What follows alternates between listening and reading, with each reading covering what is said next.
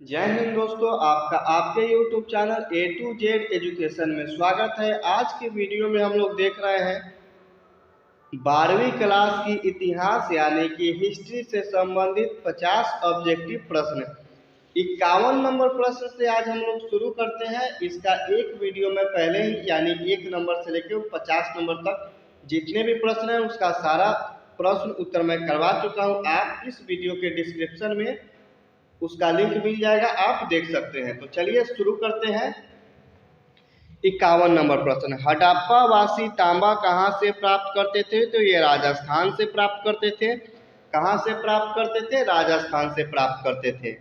42 number प्रश्न, सोतुघई कहाँ पर अवस्थित था? तो ये बलूचिस्तान में अवस्थित था। कहाँ अवस्थित था? बलूचिस्तान में अवस्थित था। 53 नंबर प्रश्न, सबसे पहले खोजा गया स्थल था? तो ये हड़प्पा की खोज हुई थी। कब हुई थी? 1921 में हड़प्पा की खोज हुई थी, यानी कि सिंधु घाटी सभ्यता के किस स्थल की खोज सर्वप्रथम हुई थी? हड़प्पा की खोज हुई थी। अगला प्रश्न, गुप्त संवत का आरंभ कब हुआ? तो ये 319 ईसा पूर्व में आरंभ हुआ। गुप्त संवत का आरंभ कब हुआ? 319 ईसा पूर्व में। 55 नंबर प्रश्न, जजिया किससे लिया जाता था? तो ये जमीनियों से लिया जाता था। किससे लिया जाता था? जमीनियों से लिया जाता था। 56 नंबर प्रश्न, किताब उल रेहला में किसकी यात्रा वृत्तांत है? तो इब्न बतूता की यात्रा वृत्तांत है। किसकी यात्रा वृत्तांत है? इब्न बतूता की यात्रा वृत्तांत है। अगला प्रश्न, तंबाकू का सेवन सर्वप्रथम किस मुगल सम्राट ने किया? तो ये अकबर ने किया था। किसने किया था? अकबर ने किया था। 58 नंबर प्रश्न, अल-बिरूनी किसके साथ भारत आया? तो ये गजनी के साथ भारत आया था। महमूद गजनी बोला जाता है। तो किसके साथ भारत आया? गजनी के साथ।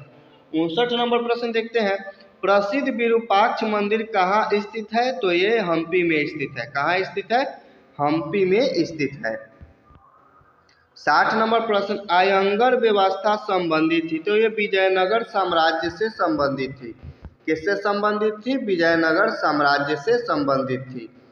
61 नंबर प्रश्न, हड़प्पा लिपि से सर्वाधिक साक्ष्य रखती है, यानी कि हड़प्पा लिपि से मिलता जुलता लिपि कौन है? तो ये ब्राह्मणी लिपि है। कौन लिपि है? ब्राह्मणी लिपि है। 62 नंबर प्रश्न देखते हैं, हड़प्पा सभ्यता से संबंधित स्थल धौलावीरा कब प्रकाश में आया? तो ये 1990 ईस्वी में प्रकाश में आया था। 63 नंबर प्रश्न, अशोक द्वारा प्रचारित बौद्ध धर्म कहाँ प्रचारित नहीं हुआ? तो दोस्तों ये ब्रिटेन में प्रचारित नहीं हुआ था। कहाँ प्रचारित नहीं हुआ था? ब्रिटेन में। अगला प्रश्न देखते हैं, अशोक के प्राप्त अभिलेखों की संख्या है? तो अशोक के लगभग 44 अभिलेख प्राप्त हैं। 65 नंबर प्रश्न, मुगल काल में सर्वाधिक महत्वपूर्ण व्यापारिक स्थल था? तो ये उज्जैन था। कौन था? उज्जैन था। 66 नंबर प्रश्न देखते हैं, गुप्त काल में भारत भूराजस्व कुल उत्पादन का कितना भाग था? तो ये 1/4 से 1/6 था। अगला प्रश्न देखते हैं, अल बिरूनी जिन भाषाओं का ज्ञाता था उनमें शामिल थे? तो उनमें अल बिरूनी जो था बहुत सारे भाषाओं का ज्ञाता था, जैसे सीरियाई, फारसी, हिब्रू तथा भारत में आके उसने संस्कृत का अध्ययन भी किया था। इसलिए इसका ऑप्शन नंबर डी सही हो जाएगा, ए तथा बी दोनों। 68 नंबर प्रश्न देखते हैं, अल बिरूनी जिस भाषा का जानकार नहीं था उसका नाम था? तो अल बिरूनी यूनानी भाषा का ज्ञान नहीं रखता था। किस भाषा का? यूनानी भाषा का। 69 नंबर प्रश्न देखते हैं, तौरंग नामक संकलन किस शैव संत का है? तो ये सुंदरन का है। किसका है? सुंदरन का है। 70 नंबर प्रश्न देखते हैं, सूफी परंपरा में खानकाह किसे कहते हैं? तो ये सूफी साधकों के शरण स्थल को कहते हैं। जहाँ पे वो लोग शरण लेके रहते थे उसी को कहते हैं।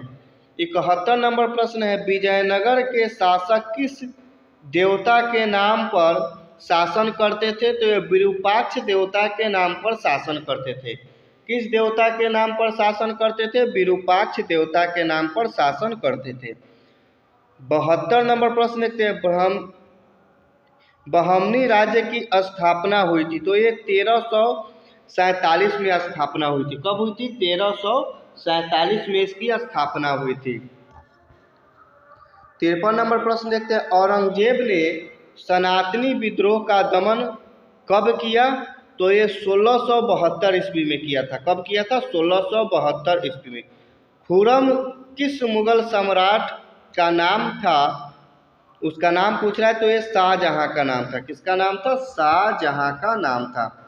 75 नंबर प्रश्न, किस गवर्नर जनरल के समय में 1857 का विद्रोह आरंभ हुआ? तो ये कैनिंग के समय में हुआ था। किसके समय में? कैनिंग के समय में। 76 नंबर प्रश्न देखते हैं, 1857 का विद्रोह किसके नेतृत्व में हुआ? तो ये बहादुर शाह जफर के नेतृत्व में हुआ। किसके नेतृत्व में हुआ था? बहादुर शाह जफर के नेतृत्व में हुआ था। अगला प्रश्न देखते हैं, मोहनदास करमचंद गांधी को महात्मा बनाया था, तो ये किसने बनाया था? तो दक्षिण अफ्रीका ने बनाया था। किसने बनाया था? दक्षिण अफ्रीका ने बनाया था। 78 नंबर प्रश्न देखते हैं, महात्मा गांधी ने किसके विषय में निम्न शब्द कहे हैं? असफल हो रहे बैंक का उत्तराधिक चेक। तो ये क्रिप्स प्रस्ताव के असफल जब हो रहा था तो उसके एवज में इन्होंने कहा था। 79 नंबर प्रश्न देखते हैं, बांग्लादेश की स्थापना हुई, तो बांग्लादेश की स्थापना 1971 में हुई थी। कब हुई थी? 1971 में। 80 नंबर प्रश्न, उत्तर पश्चिमी भारतीय मुस्लिम राज्य की जरूरत का विचार उर्दू के कवि मोहम्मद इकबाल ने जिस वर्ष सर्वप्रथम रखा, यानी कि किस वर्ष रखा था? तो 1920 में रखा था। कब रखा था? 1920 में। 81 नंबर प्रश्न, जयप्रकाश नारायण द्वारा सर्वोदय योजना को कब लागू किया गया? तो ये 1950 में लागू किया गया। कब लागू किया गया? 1950 में। अगला प्रश्न, निम्नलिखित में कौन 1857 के बाद भी पुर्तगालियों का उपनिवेशक था? तो ये नगर हवेली था। क्या था? नगर हवेली। 1857 में जब अंग्रेज चले गए तो ये पुर्तगालियों के कब्जे में था। अगला प्रश्न देखते हैं, 83 नंबर, निम्नलिखित में से किस स्थान को 1962 में पुर्तगालियों से मुक्त कराया गया? तो ये गोवा को कराया गया। कब कराया गया? गोवा को। अगला प्रश्न देखते हैं, भारतीय संविधान ने किस प्रकार के लोकतंत्र को अपनाया? तो ये लोकतांत्रिक गणराज्य को अपनाया। कब किसको अपनाया? लोकतांत्रिक गणराज्य को। 85 नंबर प्रश्न देखते हैं, सिंधु सभ्यता के निवासी किस देवी देवता की पूजा नहीं करते थे? तो ये विष्णु की पूजा नहीं करते थे। किसकी पूजा नहीं करते थे? विष्णु की पूजा नहीं करते थे। 86 नंबर प्रश्न हो गया। अब चलिए 86 नंबर प्रश्न, सिंधु सभ्यता में हल का प्रमाण मिला है, तो ये कालीबंगा से मिला है। कहाँ से मिला है? कालीबंगा से। अगला प्रश्न है, हड़प्पा संस्कृति की जानकारी कब हुई? तो ये 1935 में नहीं, हड़प्पा सभ्यता की जो जानकारी है सर्वप्रथम 1921 में हुई थी। कब हुई थी? 1921 में। अगला प्रश्न है, मोहनजोदड़ो की जानकारी किस पुरातत्वविद ने मिली? यानी कि मोहनजोदड़ो जो था उसका उत्खनन राखल दास बनर्जी ने किया था 1922 में। अगला प्रश्न है, सांची स्तूप की खोज किसने की? तो ये जनरल टेलर ने की। किसने की? जनरल टेलर ने। 90 नंबर प्रश्न, जैन धर्म के अनुयायी कहलाते थे, तो ये नयनार कहलाते थे। क्या कहलाते थे? नयनार। 91 नंबर प्रश्न देखते हैं, निम्नलिखित में कौन निर्गत के रूप में विख्यात है? तो ये जैन निर्गत के रूप में विख्यात है। कौन विख्यात है? जैन। अगला प्रश्न देखते हैं, कैनन ऑफ श्वेतांबर पुस्तक अंतिम रूप से किस स्थान पर संग्रहित की गई? तो ये बल्लभी में संग्रहित की गई। कहाँ की गई?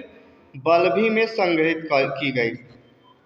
93 नंबर प्रश्न है, किस नगर का अथवा किसके किसके किले का वर्णन प्रायः अधिकांश यात्रियों द्वारा किया गया? तो ये ग्वालियर का किया गया। किसका किया गया? ग्वालियर का। अगला प्रश्न है, भारतीय अध्ययन संबंधित बाधाओं का वर्णन किस विदेशी यात्री द्वारा किया गया? तो अल-बिरूनी के द्वारा किया गया। किसके द्वारा? अल-बिरूनी के द्वारा।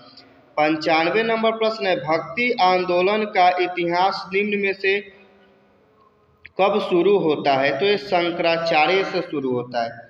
किससे शुरू होता है? शंकराचार्य से। अगला प्रश्न है, भक्ति आंदोलन के विकास तथा लोकप्रियता में महाराष्ट्र के निम्न में से कौन से संतों का महत्वपूर्ण योगदान था? तो इनमें से जितने भी संत हैं उन सब का योगदान था।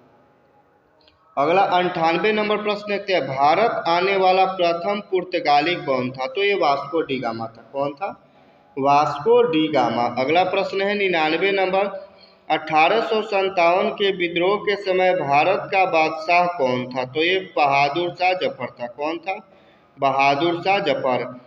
100 नंबर प्रश्न देखते हैं और लास्ट प्रश्न है, वीडियो पसंद आई हो तो आप अपने YouTube channel A to Z education को सब्सक्राइब करें, साथ में लगे बेल आइकन को भी दबा दीजिएगा ताकि नोटिफिकेशन आपको मिल जाए, और वीडियो को जितना से जितना अधिक हो सके अपने दोस्तों के पास शेयर भी कर दीजिएगा। 100 नंबर प्रश्न है, ये गिलास फल एक दिन हमारे ही मुंह में आकर गिरेगा, यह कथन अवध के बारे में किसने कहा था? तो ये लॉर्ड डलहौजी ने कहा था। किसने कहा था? लॉर्ड डलहौजी ने। दोस्तों आज के वीडियो में इतना ही, मिलते हैं इसी प्रकार से किसी और वीडियो में।